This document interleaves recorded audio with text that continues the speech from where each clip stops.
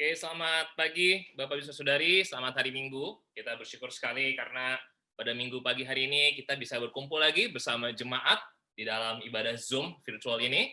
Sebelumnya, saya mau ajak kita semua untuk kita tunduk kepala dan berdoa. Mari kita berdoa. Kalau Bapak kami Tuhan, ucap syukur kalau pada pagi hari ini kami boleh memuji Engkau Tuhan. Kami boleh mengingat kembali Tuhan kematian Kristus di kayu salib Tuhan. Itu semua karena berkat Engkau Tuhan. Kalau tidak ada Engkau yang mati di kayu salib Tuhan, apalah kami ini Tuhan. Kami bisa Tuhan mengarungi setiap hari kehidupan kami Tuhan. Tapi tidak ada kekuatan, tidak ada arahan, dan tidak ada penebusan Bapak. Hari ini kalau kami mengerti Tuhan penebusan Bapak, membuat kami jadi tahu Tuhan bahwa kami ini diselamatkan, kami ini punya masa depan yang cerah di dalam Engkau Tuhan, dan kami memiliki kekekalan Tuhan. Terima kasih Tuhan, berkati hamba-Mu Bapak yang akan berbicara, setiap perkataan Bapak lahirnya daripada roh Engkau, dan biarlah Tuhan, hati jemaat dibukakan sehingga firman-Mu tertanam Tuhan, bertumbuh Bapak, dan benar-benar Tuhan membuahkan Tuhan hasil yang benar-benar memuliakan nama Engkau saja Bapak. Dalam nama Yesus, kami berdoa dan bersyukur. Amin. Oke, selamat pagi semuanya. Saya bersyukur karena pagi hari ini boleh punya satu waktu lagi. Kalau bulan lalu kita berbicara tentang bagaimana kita menjadi penjala manusia, ya bagaimana kita benar-benar berdoa supaya pintu dibukakan, open door. Ya, dan saya bersyukur karena jemaat juga begitu merespon dengan luar biasa. Kita bisa setiap hari saling mendoakan supaya banyak pintu penginjilan dibukakan, banyak hati-hati yang dibukakan Tuhan, banyak firman Tuhan bisa disampaikan, banyak orang bisa diajar, banyak orang bisa benar-benar merespon firman Tuhan. Dan begitu banyak kabar baik yang kita boleh dengar dan kita bisa lihat. Itu semua karena Tuhan. Ya, jadi di dalam bulan Agustus ini jangan sampai semangat kita pun pudar dengan tema yang baru, tetapi justru dengan set an example ini membuat kita semakin terus mau menjadi teladan di dalam jemaat dan orang-orang lingkungan di luar. Oke? Set an example, jadilah teladan, diambil dari 1 Timotius 4 ayat yang ke-12, dikatakan demikian. Jangan seorang pun menganggap engkau rendah karena engkau muda. Jadilah teladan bagi orang-orang percaya dalam perkataanmu, dalam tingkah lakumu, dalam kasihmu, dalam kesetiaanmu, dan dalam kesucianmu. Ini adalah surat Paulus diberikan kepada Timotius, karena saat itu Timotius ada di dalam jemaat Efesus. Apa yang terjadi dalam jemaat Efesus sehingga Timotius harus menjadi teladan? Tapi kita tahu bahwa yang perlu menjadi teladan bukanlah hanya seorang Timotius. Ya, Paulus ingin sekali supaya Timotius bisa menjadi teladan, dan pada akhirnya banyak anggota jemaat juga bisa menjadi teladan.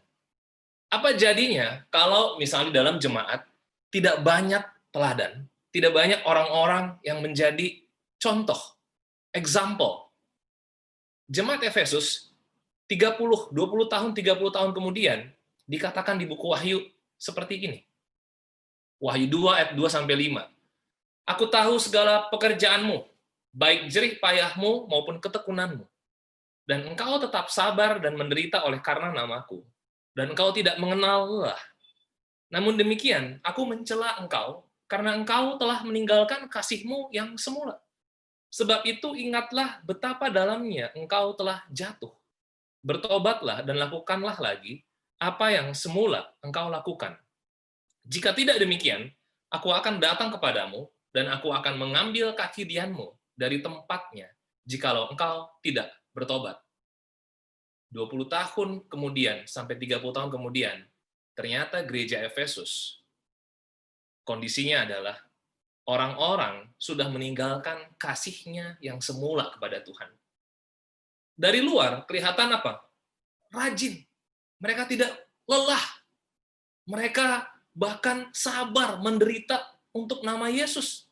Tapi apa? Kalau dibuka hatinya satu persatu, kasih mereka kepada Tuhan yang semula itu sudah hilang. Dan itu yang Yesus katakan kepada Rasul Yohanes, ya, di dalam pewahyuannya, supaya apa? Supaya ayo jemaat Efesus bertobat, lakukan lagi apa yang semula engkau lakukan.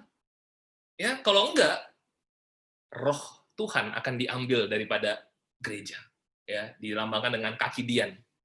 Ya. Gereja bisa jadi hanya sebuah bangunan, tetapi bisa tidak ada rohnya. Kenapa? Karena orang-orangnya tidak bertobat, dan orang-orangnya tidak mau menjadi contoh, tidak berlomba-lomba untuk menjadi teladan.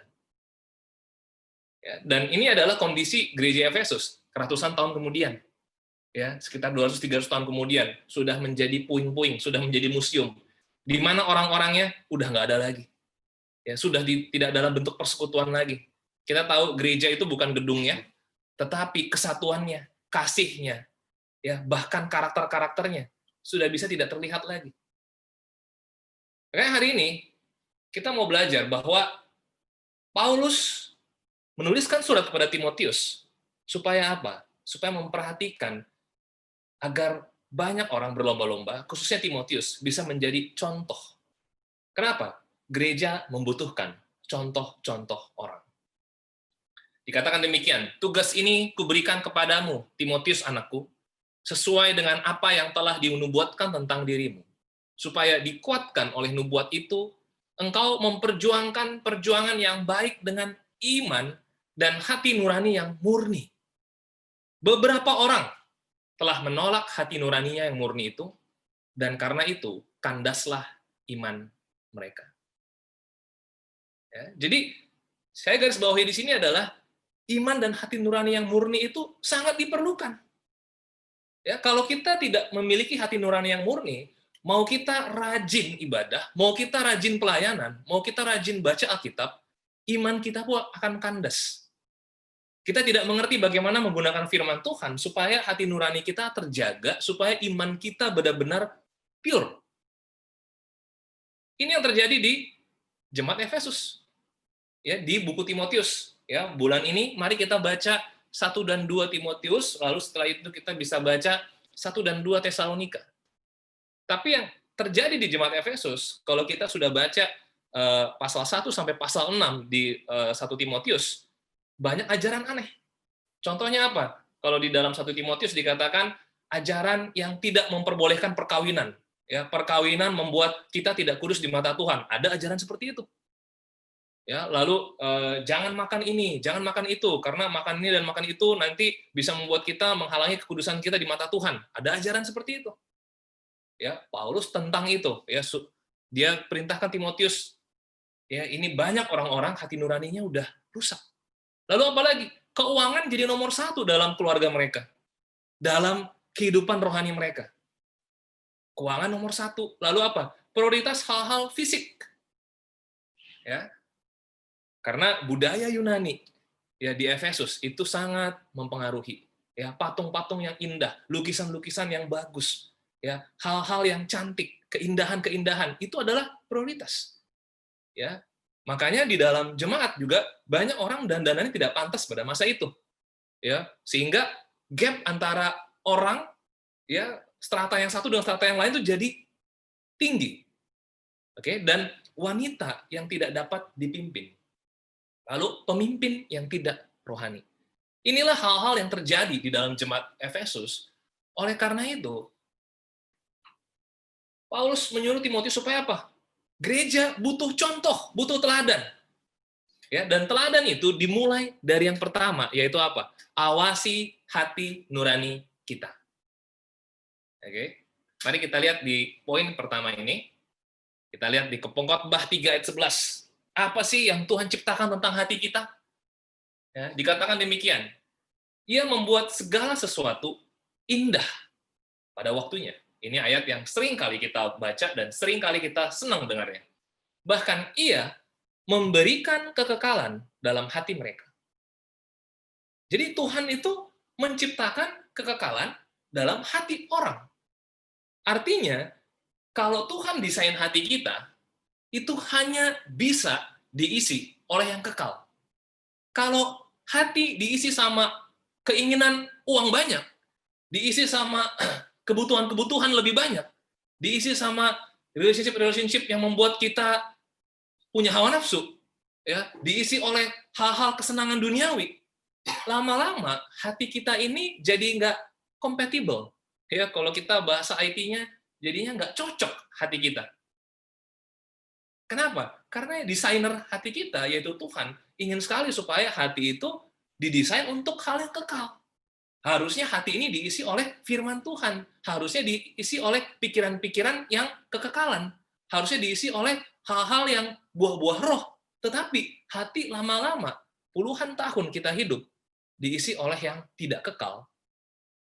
Kalimat berikutnya dikatakan, tetapi manusia tidak dapat menyelami pekerjaan yang dilakukan Allah dari awal sampai akhir. Banyak sekali manusia berpikir bahwa apa? Saya dikasih kehidupan supaya saya sukses. Saya dikasih kehidupan supaya saya bisa menyenangkan orang tua saya. Ya, sepertinya semuanya hal yang baik. Tetapi apakah itu kekekalan? Ya, saya dikasih kehidupan supaya saya bisa mencapai cita-cita saya. Sepertinya itu semua hal yang baik.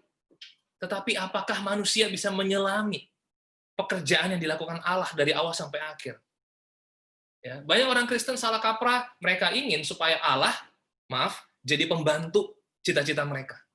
Allah jadi penolong dalam rencana mereka, dalam pasangan hidup mereka, dalam pekerjaan mereka, dalam cita-cita dan keinginan mereka. Apakah manusia bisa menyelami pekerjaan yang dilakukan Allah dari awal sampai akhir? Tergantung satu hal, yaitu apa? Hati nurani kita bersih atau sudah rusak. Bila mana hati nurani terganggu atau rusak? 1 Timotius 4 ayat 1-2 mengatakan, tetapi roh dengan tegas mengatakan bahwa di waktu-waktu kemudian ada orang yang akan murtad, lalu mengikuti roh-roh penyesat dan ajaran setan-setan oleh tipu daya pendusta-pendusta yang hati nuraninya memakai cap mereka. Ini kalau kita baca ayat ini sepertinya keras sekali. Ya. Kita lihat di gambar sebelah kanan ini adalah tentang buku Kejadian, Good and Evil. Kita masih ingat di buku Kejadian 3, saat pertama kali Adam dan Hawa digoda oleh iblis. Ya, dikatakan apa? Lewat perkataan yang menipu daya bahwa apa? Semua pohon di taman ini boleh kamu makan buahnya, bukan? Pertanyaannya adalah, mana pernah Tuhan berkata-kata seperti itu? Yang ada, Tuhan berkata, semua pohon dalam taman ini boleh kamu makan buahnya, kecuali yang satu itu. Tapi si iblis memutarbalikkan perkataan. Oke, jadi hati nurani itu mulai diganggu. Kenapa? Oleh perkataan-perkataan yang menyesatkan. Ya, antara yang baik sama yang jahat, kita jadi bingung. Kita jadi sesat. Oke, iblis bilang, si ular itu berkata bahwa apa? Kalau kamu makan buah itu, justru kamu tidak akan mati.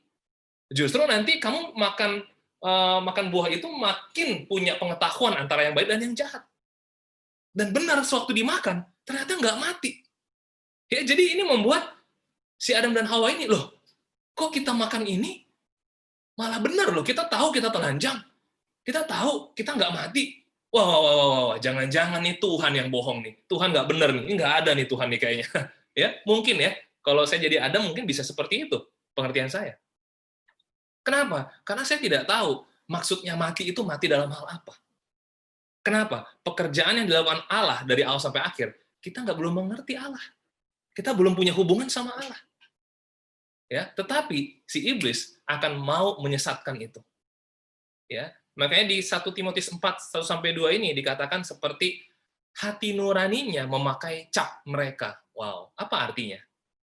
Kalau hati nurani memakai cap mereka, yaitu cap tentang hal yang sesat, tentang hal-hal yang dusta dari iblis, itu kalau kita bayangkan, ada kalau di buku NIV, New International Version, dikatakan bahwa itu has been seared, ya, dibakar hati itu oleh besi yang panas, hot iron.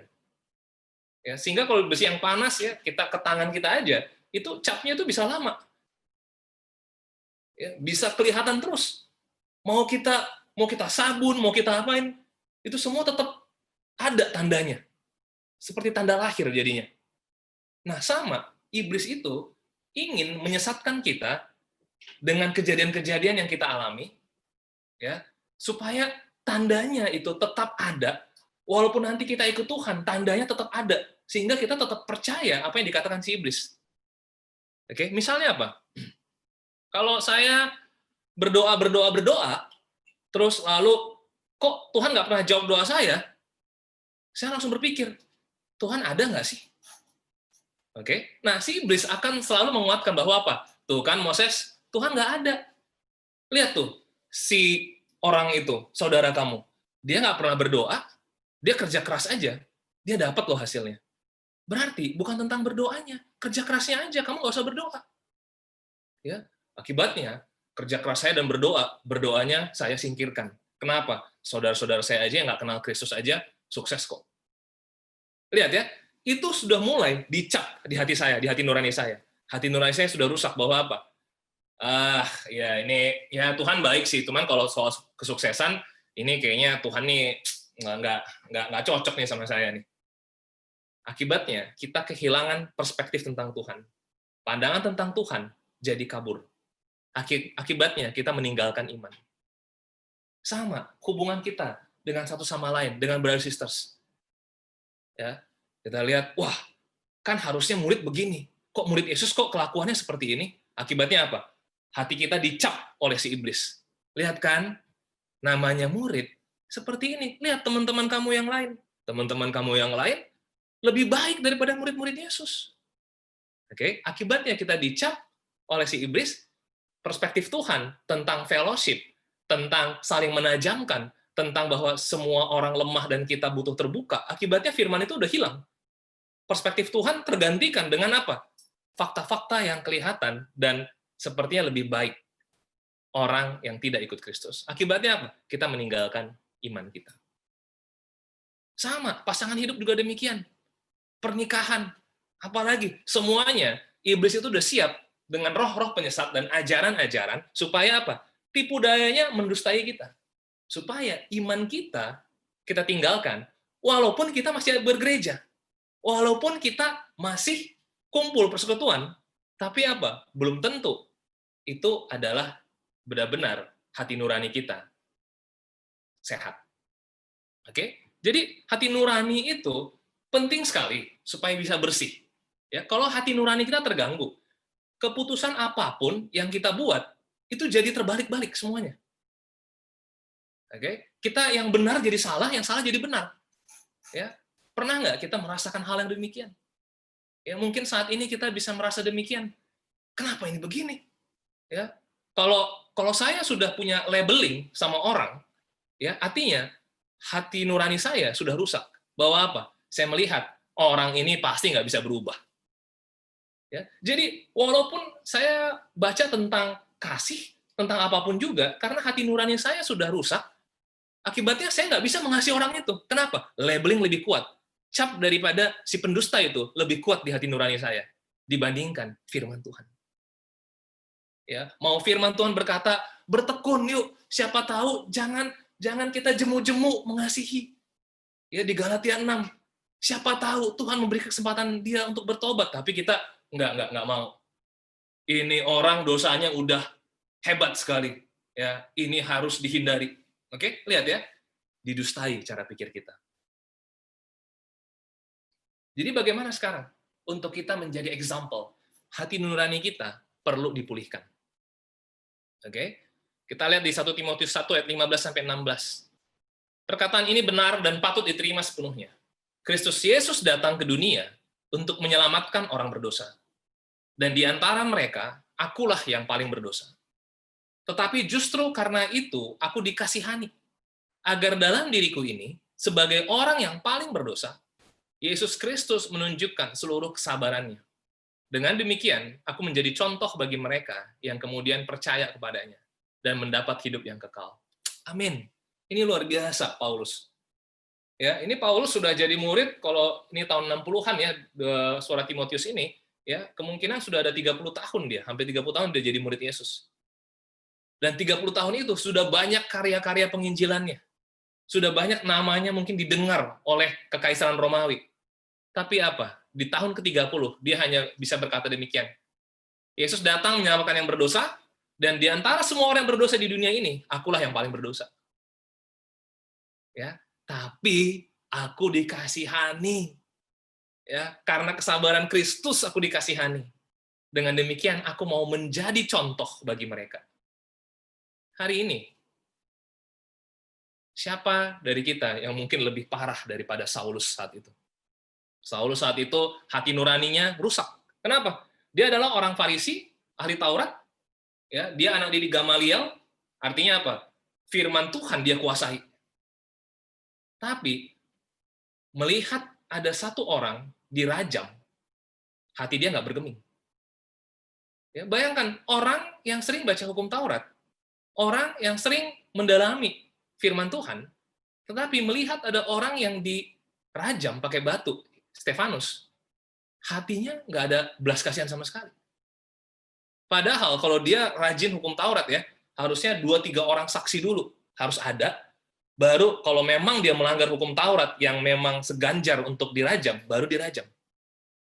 Tapi Saulus itu sudah benci sekali sama orang-orang Kristen, sudah benci sekali sama murid-murid Yesus. Oke, makanya hati nuraninya rusak. Kita kalau sudah punya kebencian, hati nurani kita rusak. Ya, tidak bisa lagi benar-benar punya pikiran yang murni tentang Kristus. Tidak bisa lagi punya pikiran yang sehat tentang firman Tuhan. Tapi apa yang terjadi? Saat itu Saulus bertemu dengan Yesus. Lihat ya, Jesus always save you. Apapun dosa kita, apapun seberapa rusak hati nurani kita, Jesus able to save you. Sanggup dia menyelamatkan jiwa kita yang rusak hati nuraninya. Makanya waktu bertemu dengan Yesus, ya dia jadi buta saat itu. Akibatnya dia belajar Alkitab 3 hari sama satu orang murid, yaitu Ananias. Disitulah dia merasa bahwa apa? Aduh, saya ini orang paling berdosa. Dan untung Kristus masih sabar sama saya. Hari ini, apakah kasih karunia Tuhan masih sering kita renungkan dan kita bersyukur sekali sama kasih karunia? Ya, walaupun kondisi kita mungkin ekonomi saat ini kurang, walaupun ada hal yang menyedihkan dalam kehidupan kita faktanya. Tapi apakah rasa syukur itu masih tinggi enggak? Rasa syukur itu masih berdengung-dengung nggak dalam hati kita? Kenapa? Ini penting untuk kesehatan hati nurani kita. Mau ekonomi kita hebat luar biasa, tapi kalau tidak pernah Yesus mati di kayu salib untuk menyelamatkan kita, semua kekayaan tidak ada gunanya. Ya, cleanliness is next to godliness. Apa artinya? Kebersihan hati itu adalah cikal bakal kepada kesalehan. Ya. Subpoin saya di poin yang pertama tentang awasi hati nurani. Jangan terbiasa tutupi dosa. Ya, seorang Saulus mungkin sudah terbiasa dia benci, nggak suka. Ya, nggak sukanya dia sama orang, dia biarkan itu. Dia pikir dia benar.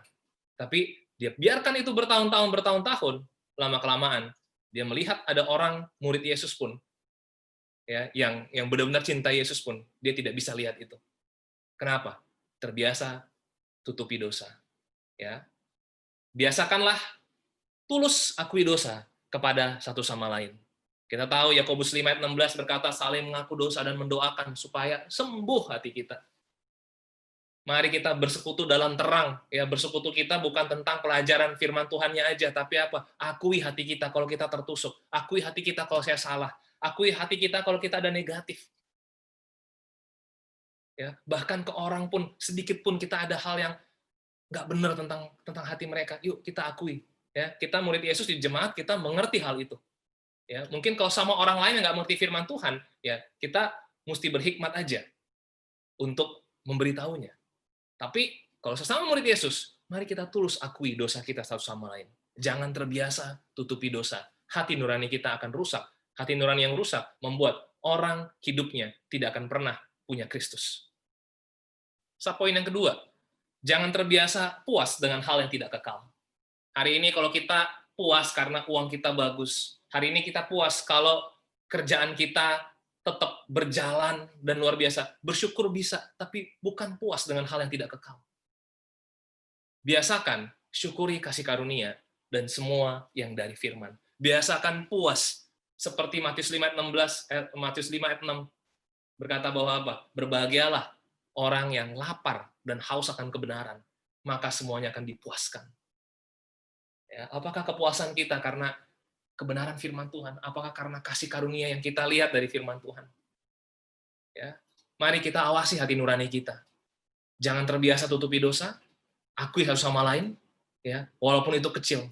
Saya sama istri saya akui dosa saya. Saya bersyukur istri saya juga sering bertanya tentang hati saya. Kenapa? Karena dengan demikian hati nurani saya tetap terjaga dan saya bisa mencintai Yesus. Jangan terbiasa puas dengan hal yang tidak kekal. Ya, syukuri kasih karunia setiap hari. Poin saya yang kedua, untuk kita menjadi contoh, menjadi teladan setelah awasi hati nurani apa? Awasi diri dan ajaran. 1 Timotius 4 ayat 15-16 berkata, perhatikanlah semuanya itu, hiduplah di dalamnya, supaya kemajuanmu nyata kepada semua orang. Awasilah dirimu sendiri dan awasilah ajaranmu. Bertekunlah dalam semuanya itu, karena dengan berbuat demikian, engkau akan menyelamatkan dirimu dan semua orang yang mendengar engkau. Amin. Awasi diri sendiri, awasi ajaran. Ya, jadi kalau kita mengerti firman, awasilah diri sendiri. Kalau kita mengerti tentang apa yang ada di dalam doktrin Bible, awasi dulu gak perkataan kita. Karena keselamatan kita dan keselamatan orang lain mendengarkan kita bergantung pada itu. Jadi menjadi teladan itu kelihatan, ya, kemajuannya itu nyata di depan semua orang. Ya, jangan sampai kemajuannya hanya kita sendiri yang tahu, tapi orang-orang nggak pernah tahu kemajuan kita.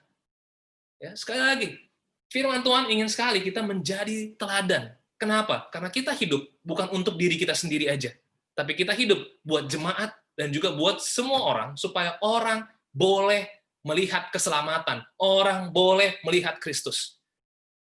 Ya, seperti di bulan lalu kita berdoa supaya apa? Pintu pemberitaan Injil dibukakan. Kita doa, kita doa, kita doa. Amin. Saya semangat dengan kita jemaat, kita berdoa terus-menerus. Kita sama-sama berbagi kabar baik tentang itu. Ya, jadi teladan. Karakter berubah dan teruji. Ya, di 1 Timotius 4 ayat 12, itu ayat yang terkenal yang kita tadi baca di awal, yaitu apa? Jadilah teladan dalam apa? Perkataan, tingkah laku, kasih, kesetiaan, dan kesucian. Ya, di buku Paulus yang kedua, di 2 Timotius 2, ayat 16-17, perkataan itu ya, itu bisa seperti kanker dan merusak iman. Ya, kalau perkataan kita sering berkata-kata hal yang negatif. Kalau kita sering ngomongin orang, kalau kita bergosip, itu bisa seperti kanker dan merusak iman. Ya, hati-hati. Ya, kenapa perkataan kita bisa negatif? Karena tadi hati nurani kita rusak, tapi bisa sembuh. Amin. Ya, dan bahkan Paulus mau nyemangati supaya apa? Kita bisa berubah, bahkan perkataan kita bisa jadi teladan kok. Bayangin kalau misalnya kita ketemu orang, kita selalu berkata hal-hal yang negatif terus-menerus. Ya, lama-lama hati kita jadi makin trust sama hal yang negatif tersebut. Ya, bedakan antara curhat, ya. Kalau curhat dengan firman Tuhan, kita mengerti firman, hati nurani kita bersih, kita bisa curhat, ya, ada hal yang negatif, tapi apa? Tolong dibantu supaya hati saya bisa benar. Ya, tujuan kita sharing, curhat adalah supaya hati saya bisa diluruskan.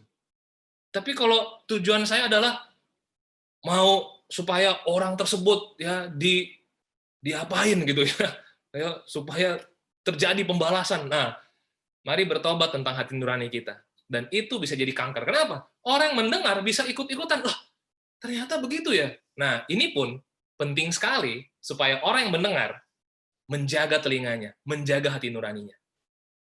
Ya, di dalam jemaat, di dalam kita gereja, penting sekali untuk kita menjaga telinga kita. Justru perkataan-perkataan kita bisa edit, bisa wise. Ya, bukan seperti kanker dan merusak iman, tapi justru seperti benih ya yang menjalar dan justru membangun iman. Ya, hari ini perkataan seperti apa ya kita yang gampang kita untuk membangun orang? Ya, kita bisa gampang nggak untuk bisa melihat hal positifnya orang dan kita berkata-kata. Kadang-kadang kita bisa lihat positif orang tapi kita nggak berkata-kata. Ya, gampang sekarang chatting aja. Wah, saya lihat kamu bagus tadi. Itu puji Tuhan loh. Saya terbangun karena kamu. Ya. Katakan yang membangun iman. Ya. Wah, saya semangat. Ya, kita ada ya memang kita masih belajar di sisi ininya, tapi saya semangat. Ada perubahan kecil dalam hal ini. Saya semangat sama kamu. Perkataan. Oke, tingkah laku kita bagaimana? tingkah laku kita juga berubah nggak? Teruji nggak?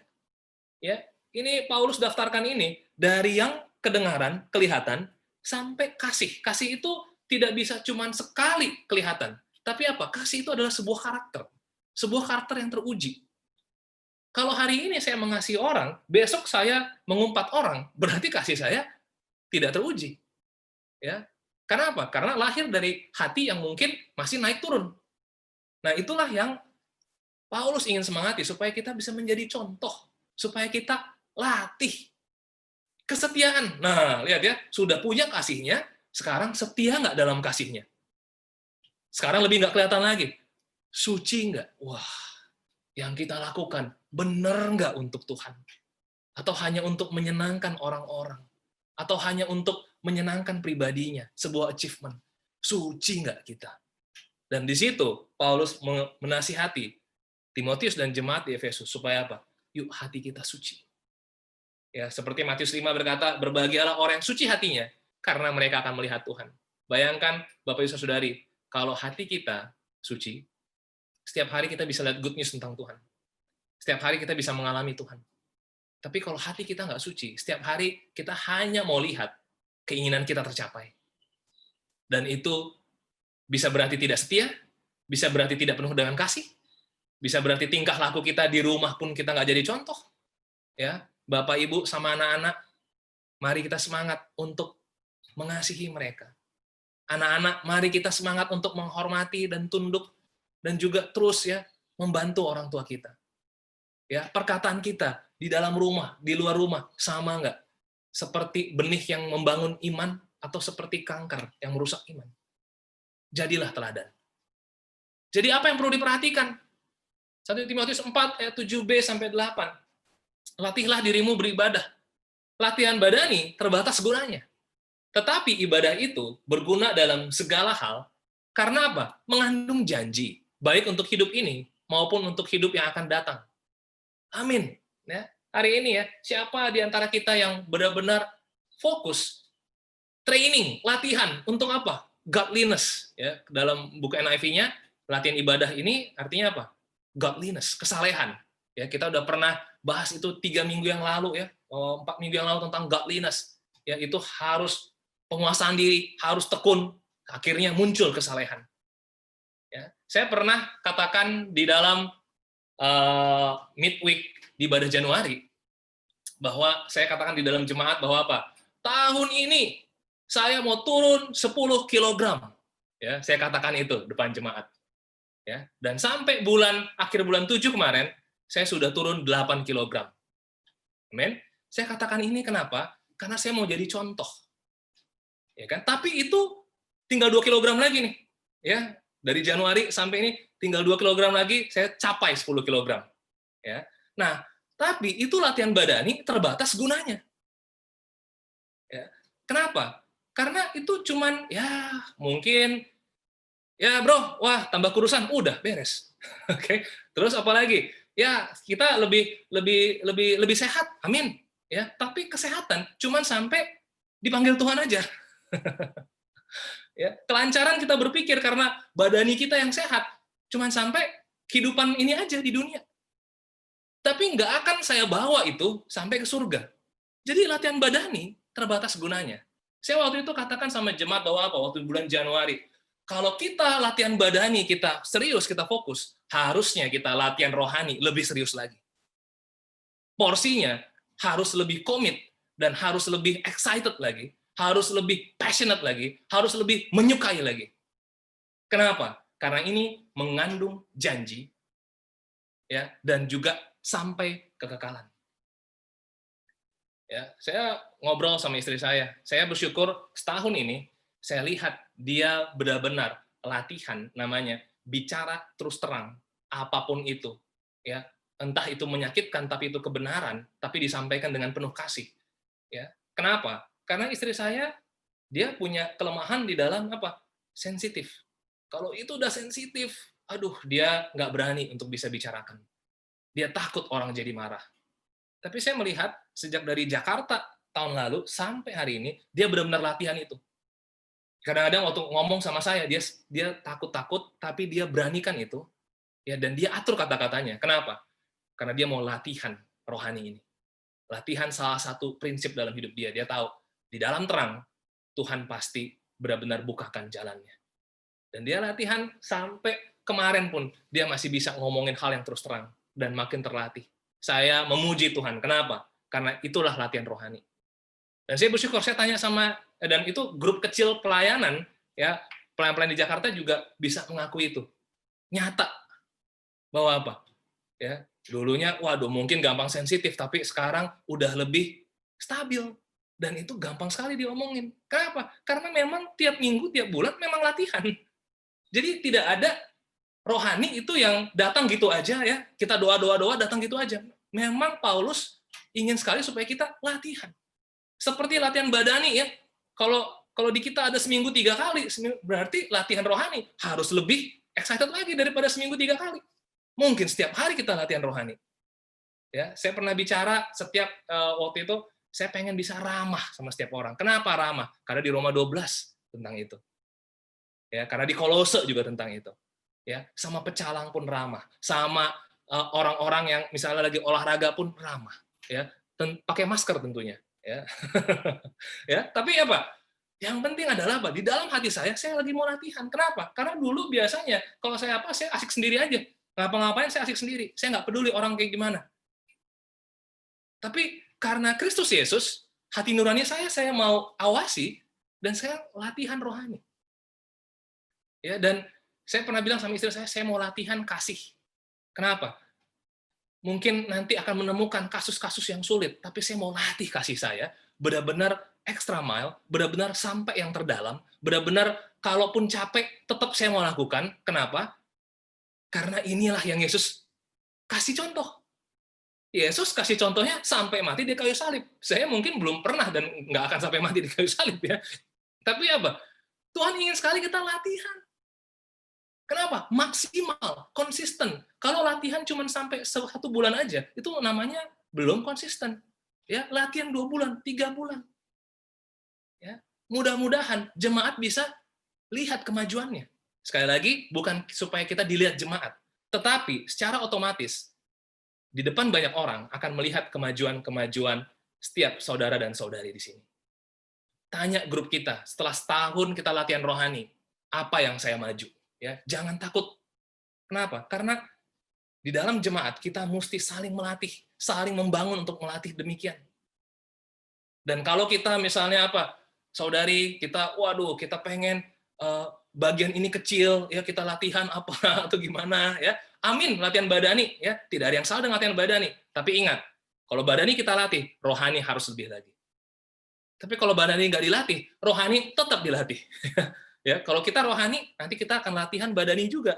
Kenapa? Karena dengan demikian, kita tahu tubuh dikasih Tuhan supaya kita jaga juga kesehatannya. Amin.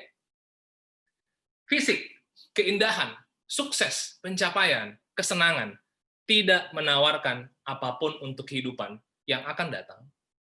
Kesalehan atau godliness hanyalah satu-satunya jaminan keuntungan di kehidupan yang akan datang. Ya. Satu-satunya jaminan keuntungan di kehidupan yang akan datang hanya kesalehan, hanya godliness, hanya latihan rohani lah. Hari ini keindahan, kamu latihan kesuksesan, kerjaan, amin, lakukan kerjaan. Kalau di buku Kolose kita udah tahu, apapun yang kita kerjakan, kerjakan seperti untuk Tuhan. Ya, jadi di dalam kerjaan pun tetap bisa latihan rohani. Kenapa? Karena kerjaan akan binasa suatu saat. Karena keuangan akan binasa suatu saat. Keindahan akan binasa suatu saat. Pencapaian kita akan binasa suatu saat. Ini saya bicarakan seperti ini bukan untuk menakut-nakuti atau kita membuat patah semangat kita, ya. Tidak. Supaya kita sasarannya tepat. Kita bisa kok sukses, tapi apa? Karena kita benar-benar rohani.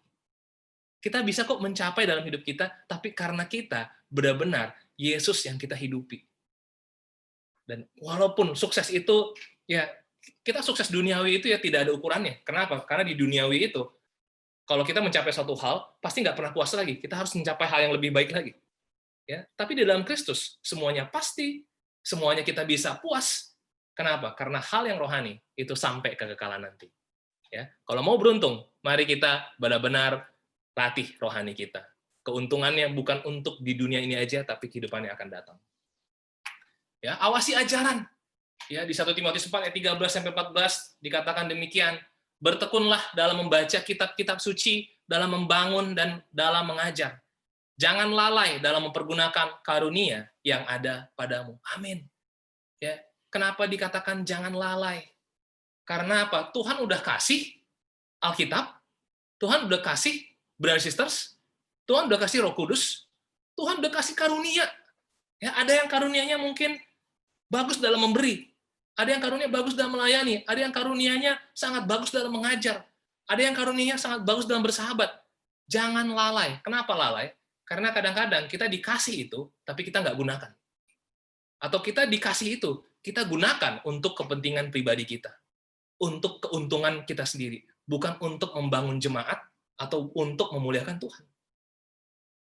Ya, bayangkan, kalau kita dikasih laptop, terus laptop hanya kita pakai untuk tatakan, ya, tatakan gelas, tatakan piring, ya, di laptop didesain dengan begitu canggih, tapi apa? Kita lalai menggunakannya. Sama, Bible jangan lalai kita gunakan. Tiap hari bisa kita baca. Orang Yahudi bahkan bisa 3 kali sehari mereka berdoa dan mengulang-ulangi perkataan firman Tuhan. Kenapa? Karena mereka tahu hanya itu yang bisa membersihkan hati mereka dan membangun masa depan mereka. Hari ini, kita baca Bible, kita benar-benar tekun nggak? Awasi ajaran kita nggak? Ya, mari tekun membaca. Apa yang kita baca, mari kita bagikan ke orang lain, kita bangun orang lain. Grup kita bangun, jangan lalai. Apalagi kita mengajar. Saya bersyukur di bulan lalu ada orang yang sudah mulai mengajar Alkitab. Amin. Ya, walaupun tahu itu bukan karunianya, walaupun tahu itu bukan hal yang dia bagus, tapi apa? Dia mau mulai mengajar. Kenapa? Karena hatinya mau cinta Tuhan. Amin. Kenapa? Karena bukan karena manusianya, karena kuasa Tuhan. Lalu apa? Mempergunakan karunia. Mari kita jangan lalai. Bacalah dengan tekun. Membangunlah, mengajarlah. Ya, karena dengan demikian kita juga menjaga diri kita. Saya sering membaca Alkitab, kadang-kadang saya study Bible sama orang, saya baca dulu, saya teliti lagi, dan itu benar-benar membangun keselamatan saya, dan benar-benar membangun prinsip saya, supaya saya juga nggak gampang tuh disesatkan. Ya, jadi apa? Mari pastikan apa yang kita bicarakan adalah dari apa yang kita baca. Ya, bukan artinya apa yang kita bicarakan selalu ngobrol-ngobrol sama orang, waduh, semua dari firman Tuhan. Tapi harus sesuai dan tidak melenceng dari firman Tuhan. Pastikan apa yang kita baca, kita bagikan. Oke? Pastikan apa yang kita mengerti adalah apa yang kita lakukan. Ya, jangan sampai kita melakukan karena hawa nafsu kita. Kenapa? Hawa nafsu berasal dari hati nurani yang tidak bersih. Pastikan kemampuan yang Tuhan berikan, karunia, kita gunakan untuk kepentingan Tuhan dan jemaat. Berlomba-lombalah. Ya, kobarkanlah itu. Kenapa? Dengan demikian, setiap brothers sisters bisa jadi contoh, bisa jadi teladan. Jemaat bisa diselamatkan. Karena apa? Bukan karena pendetanya, bukan karena para pemimpin-pemimpinnya, tetapi ya, setiap anggota jemaat benar-benar mau menjadi contoh. Bayangkan kalau tahun demi tahun kita bisa lihat ada brother A menjadi contoh dalam perkataan dia, ada sister B menjadi contoh dalam tingkah lakunya, ya, ada yang menjadi contoh dalam kasihnya. Berarti jemaat kita kaya akan Kristus. Dan dengan demikian, keluarga-keluarga bisa diselamatkan. Dengan demikian, orang-orang di sekitar kita bisa diselamatkan. Dan kita nggak mau seperti jemaat Efesus, yang akhirnya kehilangan kasih yang semula. Kenapa? Karena tidak ada orang yang mau menjadi teladan. Ya, saya mau menghimbau, mau menyemangati kita, supaya mari kita berlomba-lomba menjadi teladan, bukan untuk dilihat orang, tetapi karena kita mengasihi Kristus, karena dosa-dosa kita sudah diampuni, karena kita mensyukuri kasih karunia Tuhan, dan kita ingin sekali banyak orang diselamatkan. Set an example. Yang pertama, awasi hati nurani, akui dosa satu sama lain, selalu bersyukur atas kasih karunia, dan awasi diri dan ajaran. Tekun membaca, membangun, mengajar, ya, terus kita bantu orang-orang mengerti firman Tuhan, menjadi murid Yesus, lalu tekun latih godliness. Pilih karakter-karakter yang mau kita bangun. Jangan lalai, konsistenlah. ya, bulan demi bulan, konsistenlah. Kamu akan melihat bahwa apa? Orang-orang bisa melihat kemajuan daripada karakter kita. Amin. Semoga Tuhan yang dimuliakan. Mari kita berdoa. Tuhan, terima kasih Bapak, kalau pada pagi hari ini kami bersyukur Tuhan, Engkau sangat baik Bapak, mengajarkan kami untuk kami bisa menjadi contoh, bisa menjadi teladan Bapak. Dan kami tahu Tuhan, begitu banyak Tuhan kelemahan kami, begitu banyak kekurangan kami Bapak. Ampuni hati nurani kami yang bisa rusak Bapak. Kalau kami bisa gampang Tuhan labeling, kalau kami bisa gampang tidak bersyukur, kalau kami bisa gampang memikirkan hal-hal yang negatif Bapak. Kalau kami senantiasa Bapak ada dosa-dosa yang menguasai kami Bapak. Biarlah Tuhan kami mau Tuhan mendalami Engkau, mau bersyukur akan kasih karunia, mau mengakui dosa satu sama lain Bapak, supaya hati nurani kami dibersihkan Bapak. Bulan ini kami mau belajar menjadi contoh, menjadi teladan buat satu sama lain. Biarlah kami tidak jemu-jemu Tuhan, melatih diri kami, melatih orang lain Bapak. Supaya apa Tuhan? Supaya semuanya bisa maju Bapak. Dan nama Engkau dimuliakan, dan itu menjadi benih, menjadi contagious, menjadi mengimpact semua orang. Dan setiap kehidupan di dalam jemaat, boleh Engkau selamatkan, boleh Engkau bersihkan, boleh Engkau bangun Tuhan. Terima kasih Bapak, biarlah di dalam masa pandemi ini, kami terus melatih Tuhan diri kami. Kami tidak lalai, tidak jemu Bapak. Bantu kami Tuhan, di dalam nama Yesus, kami berdoa bersyukur. Amin.